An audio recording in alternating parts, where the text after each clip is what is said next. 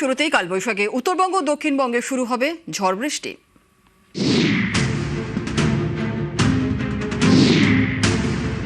গরমে হাঁসফাঁস, চৈত্রের শেষ বেলায় পুড়ছে বাংলা। চাঁদি ফাটা গরমে ঘেমে নিয়ে একশেষ। বৈশাখে কিন্তু স্বস্তির খবর, বুধবার থেকেই বঙ্গে ঝড় বৃষ্টি।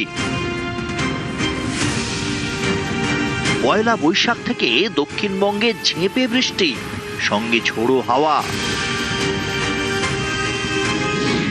উত্তর ও দক্ষিণ 24 পরগনা, পুরুলিয়া, বাঁকুড়া, পশ্চিম মেদিনীপুর, ঝাড়গ্রাম, পূর্ব ও পশ্চিম বর্ধমানে বৃষ্টির পূর্বাভাস।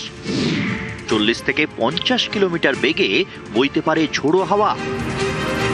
এর পরের দিনই কালবৈশাখী।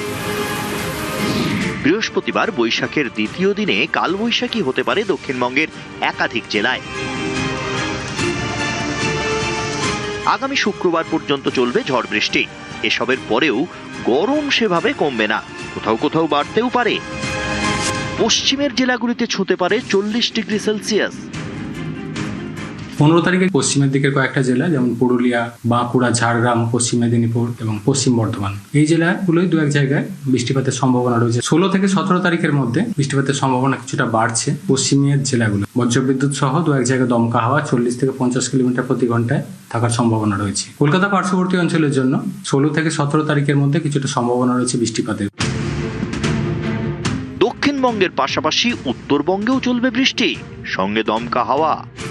মেনলি উত্তরের জেলাগুলো অর্থাৎ দার্জিলিং, কালিম্পং, জলপাইগুড়ি, কোচবিহার, আলিপুরদুয়ার, এই জেলাগুলো দু এক জায়গায় বৃষ্টিপাতের সম্ভাবনা রয়েছে। 15 তারিখ থেকে উত্তরবঙ্গের উত্তরের জেলাগুলো কিছুটা সম্ভাবনা বাড়ছে, বিক্ষিপ্তভাবে বৃষ্টিপাতের সম্ভাবনা থাকবে 15 তারিখ থেকে পরবর্তী কিছুদিন। উত্তরের 5টা জেলা অর্থাৎ দার্জিলিং, কালিম্পং, জলপাইগুড়ি, কোচবিহার, আলিপুরদুয়ার, এই জেলাগুলোই। এছাড়া মালদা, 2 দিনাজপুরেও কিছুটা সম্ভাবনা থাকছে 15 থেকে 18 তারিখের মধ্যে স্থানীয়ভাবে বৃষ্টিপাতের। নিউজ 18 বাংলা।